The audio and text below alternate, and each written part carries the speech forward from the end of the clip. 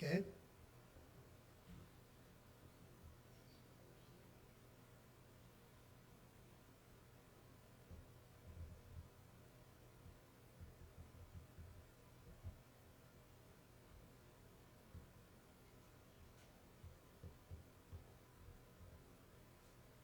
Anyone else?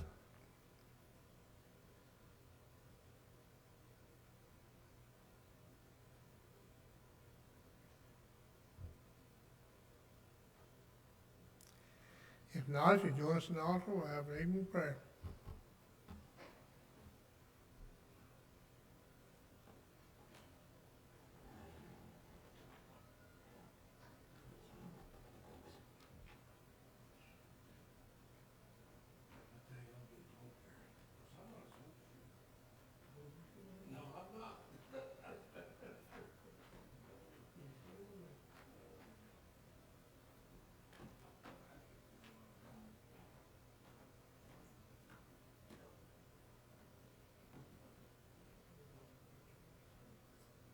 Dear Heavenly Father, we thank you for allowing us to come to your house tonight.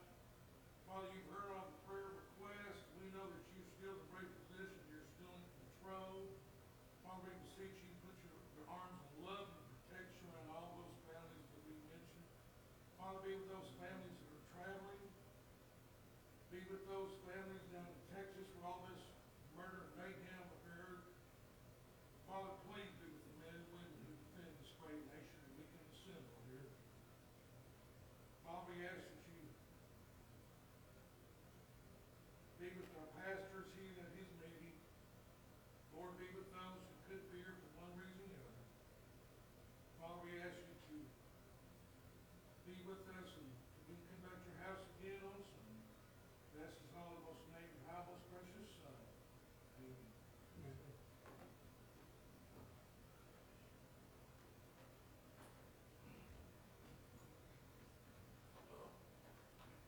What are you doing at the school? Teaching? Helping third and fourth grade special ed teacher this Oh.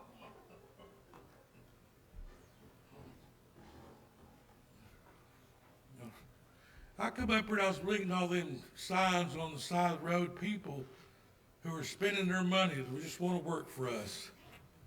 You know? Did you ever think about that? I think they're spending their money just because they want to work for us. You know? Guys, I'm far from being a Bible scholar or educator. I'm just a simple person who I believe everything from one end of this cover to the other. Don't understand most of it, but sure believe it. Pastor asked me Sunday if I'd say a few words, and I said, well, there'll be few. He's at a meeting, I believe, for what so I was going to talk about David. He's one of my favorite characters in the Bible, but for some reason, I got off on that. And, if you don't know, I'm a nurse, and at Rome Medical Center, I'm an administrative supervisor, and I'm also the interim ER manager. And I am piecemealing the crew to cover that ER with people I am pushing to the max of their abilities, and I look at someone, I say, I want you to go do this, and they'll look and say, Don, I'm not a nurse. Oh, okay, well, go do that, And some of the people have asked me, why have you asked me to do this or do this or do that? And then it dawned on me, has God ever asked you to do something you thought he was kind of crazy? I mean, you think about Moses, when God asked Moses, what did Moses do? He had excuse after excuse after excuse, but did you ever think, you ever wonder, is God crazy? For one, asking me to do this particular task, or even, God, are you sure what is your plan here? Just the task itself may be crazy, and,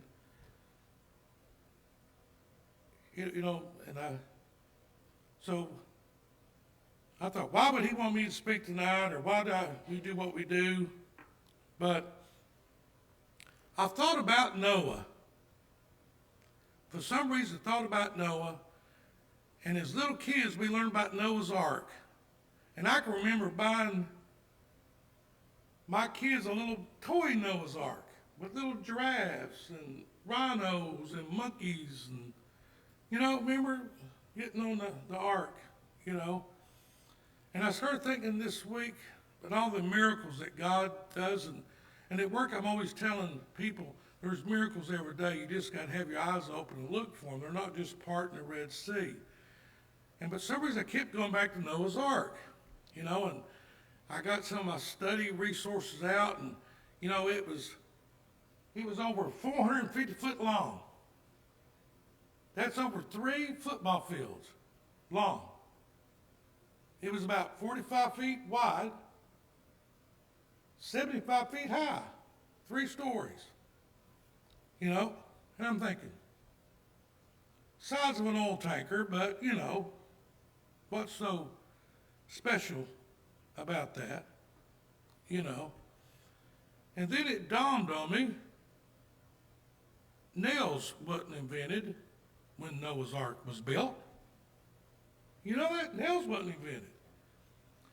And my wife, I don't know about you ladies, but my wife watches all these shows on TV how to rebuild houses and stuff.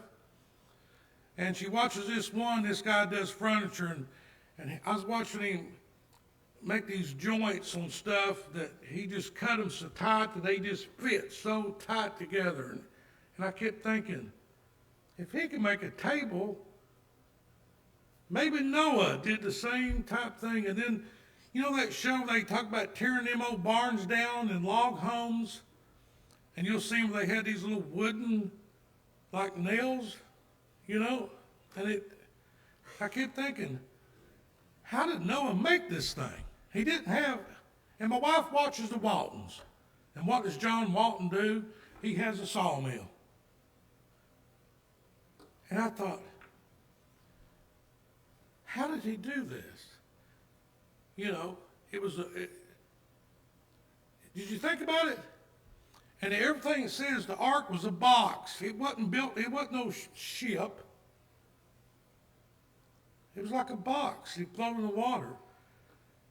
And I thought, so it had to be just a miracle itself that he built the thing. And I'm thinking maybe he had a stone hatchet. And if he did, I can imagine how rough this wood looked like, when he built this. Now, I don't know if you know it or not, but if you read Genesis, rain has never been mentioned until we get to chapter 6, 7, 8, 9 of Genesis. We see this person lived to be 1,000 years, and this person begat, and he lived to be 800, 900 years, and all these years, never is rain mentioned in the Bible. Never. And we can see, if you go to chapter 6 of Genesis and read, you can read 6, 7, 8, 9, read this whole story yourself. But the Bible tells us that the world was wicked and it was evil, and it talks about giants, and it was, and I think about today, killing them little babies in that school, and a shooting in Chattanooga, and shootings here, and then I watched the news where they arrested a little 5 or 6-year-old kid who wanted to kill his kindergarten class. And sad it is to say that I know for me it's hard not to, that my heart don't come hardened to that. It's like it's so, oh well, it's just, and so if the world is so, the world had to be bad. You imagine, if we think it's rough now, how bad do you think it had to be when Noah was alive? Now, God comes to Noah and tells Noah that he's going to destroy everything. He wants to build him an ark, and I'm sure he's going, okay. We don't know what an ark is, but okay. And he tells him he's going to destroy the earth and he's going to do it by flood. By flood. I know if I was Noah, I'd first think, I don't know how God talked to Noah. It don't tell us. But if I was Noah, I would first think, you want to kill everything? God, are you crazy? And then, you want me? And now what do you want me to do with this ark? How big is this thing? You want me to put these animals? And I don't know about you, but I finally got on Facebook on my phone. So if I befriend you, that's me probably, because I've already got 300 friends. Don't know half of them. I just been friending everybody. But on you watch these videos, you can see videos of tigers attacking other animals fighting each other, you know. And I watched that, and then I'm thinking, okay, Lord, you want me to build an ark over 450 foot long, 75 foot high, 45 feet wide. And we discovered there ain't no such thing as nails. He ain't got no sawmill. And the best I can tell from all the reference books, it may took him anywhere from 20 to 75 years to build this thing. 20 years, 75 years to build this thing. Now I can imagine, I mean, I don't know about you, but I can almost, if I was Noah saying, okay, Lord, you know, can you repeat that? Because I just want to make sure that's you telling me to do this. Now, first, I'm sure he had to be devastated on just hearing that what God's plan was, and then how I'm going to do this task. So just building this thing is a miracle itself. Just building it. And then I can imagine Noah, it's just like at work. Not almost at work, but prior to COVID, Covenant, who I worked for, you know, you were shunned on wearing crosses, a U.S. flag on your badge. And, man, I like praying, and I pray like I talk. Sometimes I kind of get crazy praying. And I'll pray with anybody at work, and then I would, you know, before COVID, you'd hear a nurse laugh and say, go get Don. That guy wants somebody to go in there and pray for him. Don, he'll go in there and preach with him. And even though it's not like I'm getting beat up or anything, but you kind of get tired of hearing that. Now, since COVID, at our hospital, we have a prayer team of nurses and staff who have signed up to pray for anybody. And I have a list of their telephone numbers that I can call if they're at work and say, can you go into room 212? They want someone to pray for them. And since then, the people on this team have convinced about 20 preachers to come to our hospital and be chaplains. There's a chaplain walking through our building every single day now since COVID, you know. But being said, imagine Noah in this world of evil that we don't understand how evil it is, and he's building this ark. And if you ever come to my house, you're going to see this big, vast library on how to do books. Because I grew up on a military base with a military dad. When the sink dripped, you called the post engineer to come fix it. If the door squeaked, you called the post engineer to come fix it. Light bulb burned out, you called the post engineer to change it. And my dad, if he had something wrong with the car, he took it to the mechanic and said, it's making this noise, fix it. So when I went to the Army, I did the same way. So at my house, the things I've done, I bought a book on how to cut tile. I bought a book on every single thing. And that's how I've learned how to do stuff. I changed a fuel pump on a car by watching a YouTube video. I was proud of it, and the car didn't blow up. when I started it. But I can imagine him framing this thing out like an old barn. And I can imagine these people coming by. No, what are you doing? I ain't got time to talk to you. No, what are you doing? Fat boy, what are you doing? I'm building an ark. What are you building an ark for? What's an ark? It's a big old thing. It's going to be big. Can't you see how big it's going to be? What are you going to do with it? Well, God said that he's going to destroy this world with rain and flood. What's rain? Because it ain't never been mentioned in the Bible. Rain, not one drop been mentioned in the rain. And I can imagine for year after year he worked on this thing and the ridicule that he suffered by this, the bullying that he got.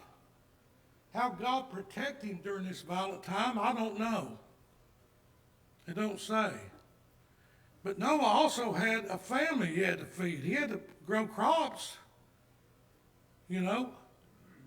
So he's working on this thing for years, you know. Now, he's got it built. He's finally got it built. And he takes all these animals. And you know, he takes some 6 and then +1. You know, that +1 is what he sacrifices later on when it's all done. God gives him makes him take a sacrifice. You know, but, and then I'm watching these YouTube videos of all these animals. You know that little mongoose that kills them snakes? And I'm thinking, did a cobra get on that boat too? Did a little mongoose get on that thing too? A tiger and a lion? You know, I did some research on it. They said a full-grown tiger can kill a lion, a full-grown lion. And the reason the lions are victorious, they normally in a group, and they can whip a tiger. But then I'm thinking, it's a miracle. You ever watch John Wayne movie where he went out and he was in Africa catching all these animals for the zoo? I can't remember the name of it, but he's after. So it was a miracle just getting these animals together. I mean, my stepdaughter's dog and my dog will fight to the death. They hate each other. But how he got these animals on this ship, this ark, he got them on here. That's a miracle. And then, of course, you know, you got I can imagine these people who've been picking on Noah. And Noah just didn't close that door and it rained and he was gone. It starts raining and they're going,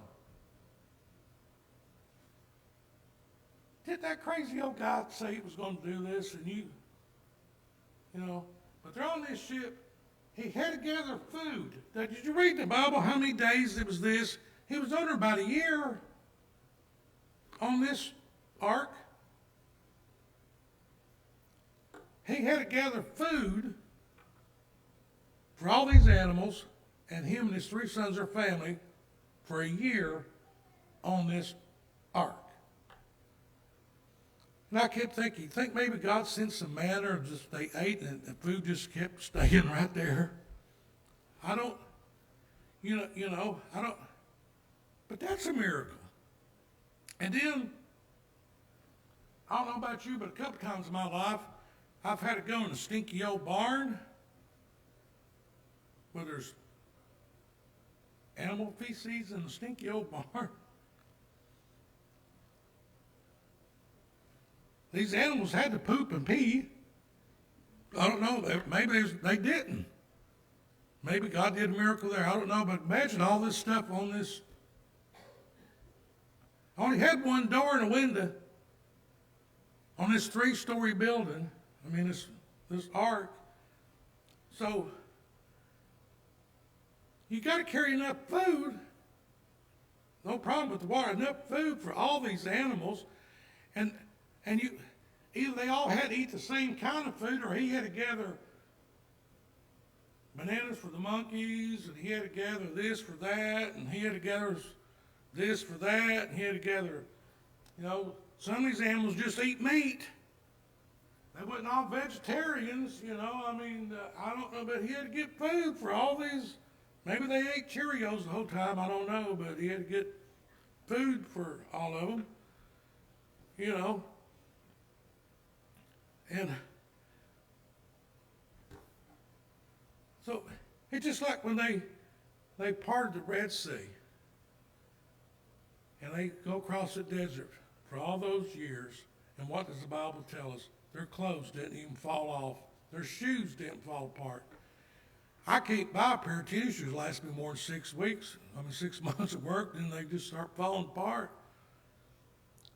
I don't know, but I've been in the military where I had to plan logistics.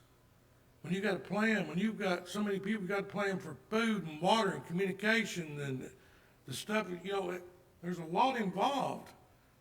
The amount of water, firewood and stuff that you use to feed. But just on this ark, it's not just a story of a boat with animals on it having a good time. There's miracle after miracle after miracle in this one little story. And this man who was chosen by God, which I would have went, God, I'm a nurse. I don't know how to cut a toothpick in half unless I got a book on it, and you want me to.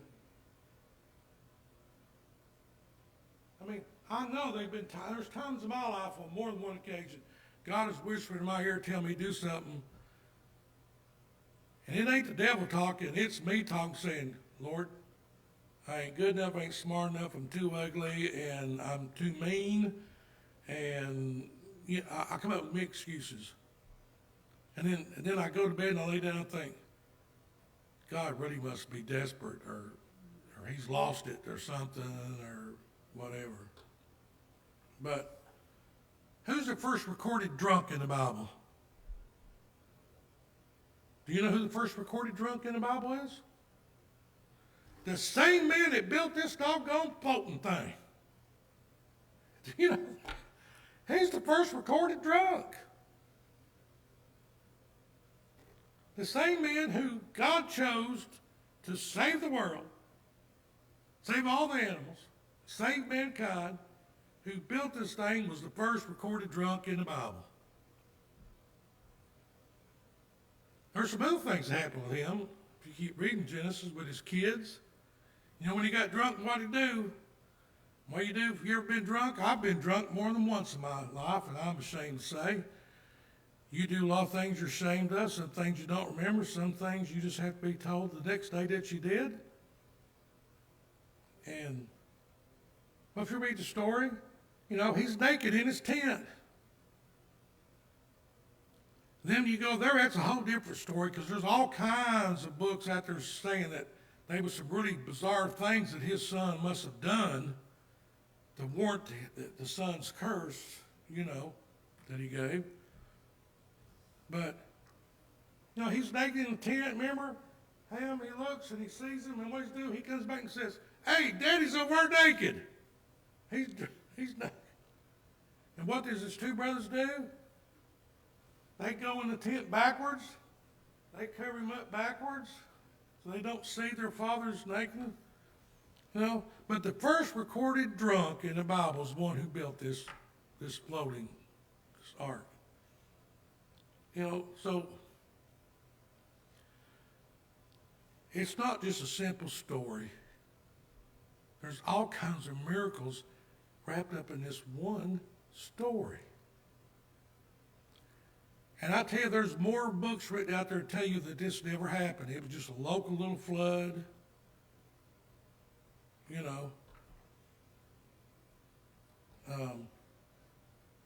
The Quran mentions this flood.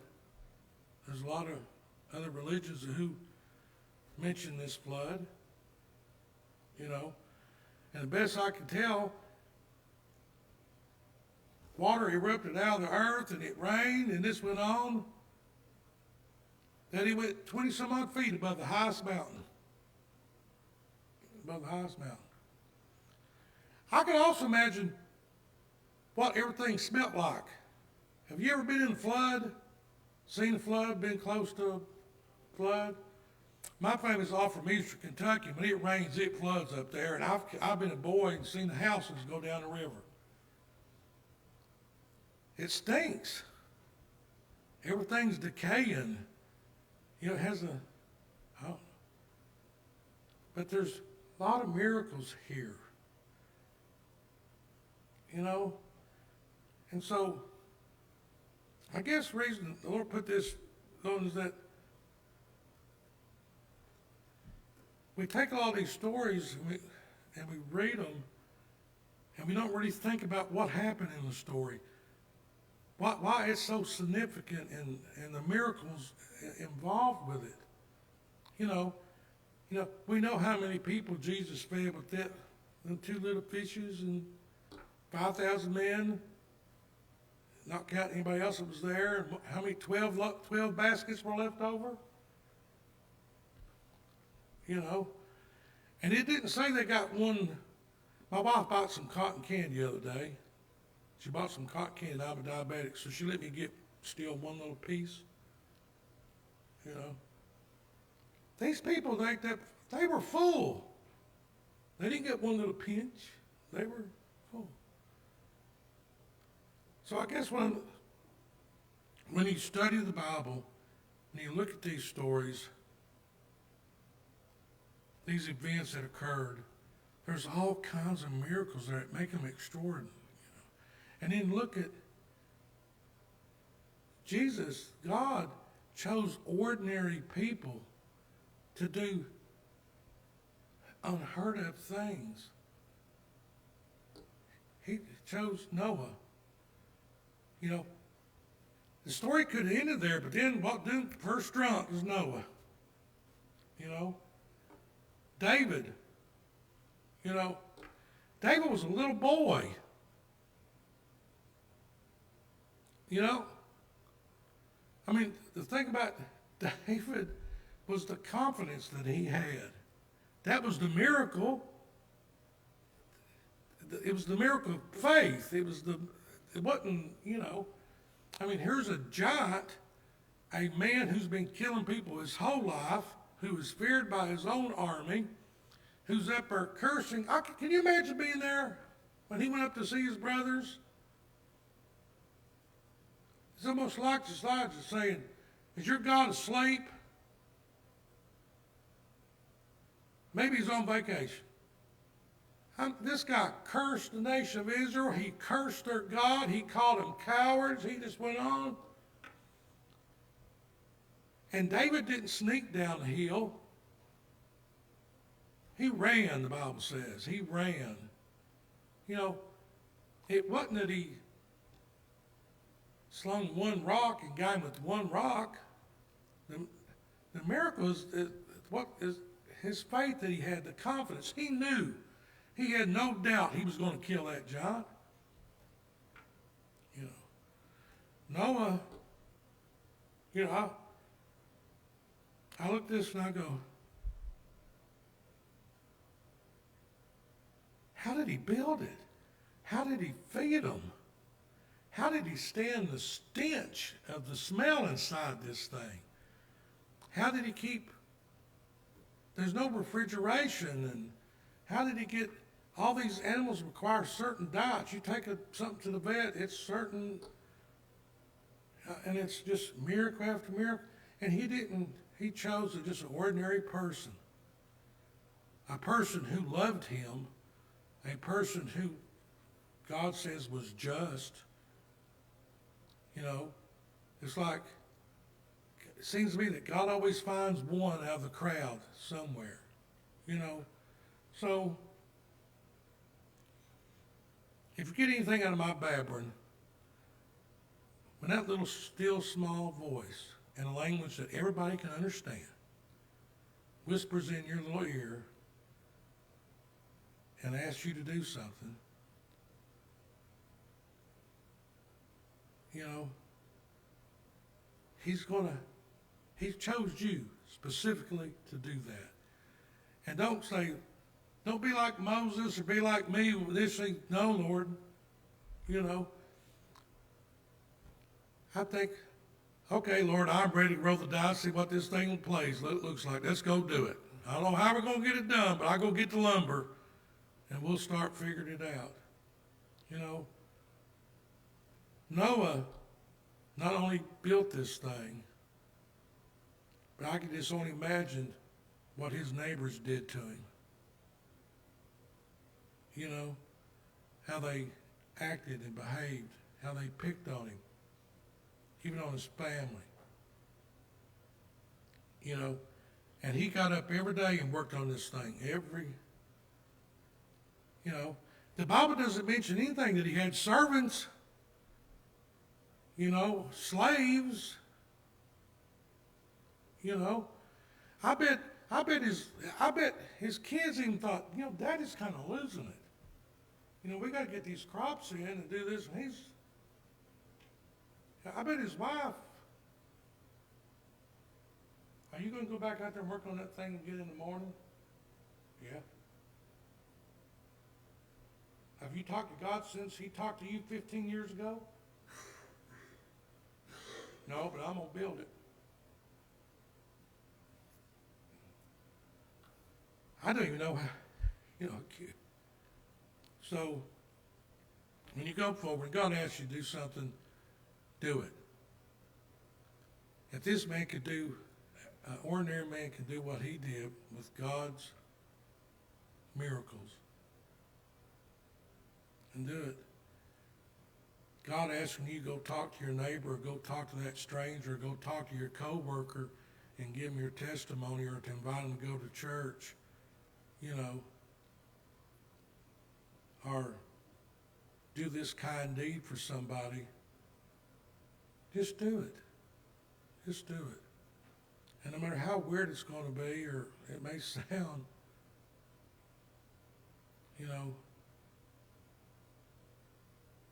God's got a plan for all of it. You know, go look at the part in the Red Sea. Look at the number of people that left, and look what they left with. And imagine thinking how you're going to feed them. You know, I was talking to my wife today, especially when I found out gas went up 20 cents. You know, and I'm one of the, you know, I'm still some of the lucky ones that I'm working and I get paid decent money for what I do. I wish they'd pay me one day what I thought I was worth, but that ain't never going to happen. But, you know, I'm feeling the pinch where the offering plate comes around and I'm thinking I might want to keep that extra $20. Or if there's a charity out there, I think, well, maybe I might want to just hold on to that because I'm afraid what's going to happen the next week. You know, prices go up. So, God asks you to do something, do it. If this man could do what he did, we can surely do those little things and plant those seeds and pull those weeds and stuff that God wants us to do. And that's about all I got. You get out early tonight.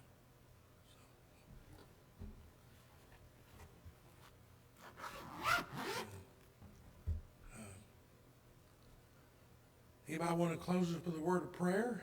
Want to volunteer?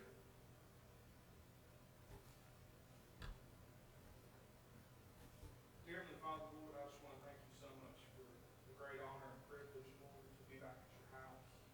I thank you for every single person that's here and their families that's represented, Lord. I thank you for my brother being willing, Lord, to share what was on his heart with us tonight. And Lord, we just thank you so much for all that you did for us.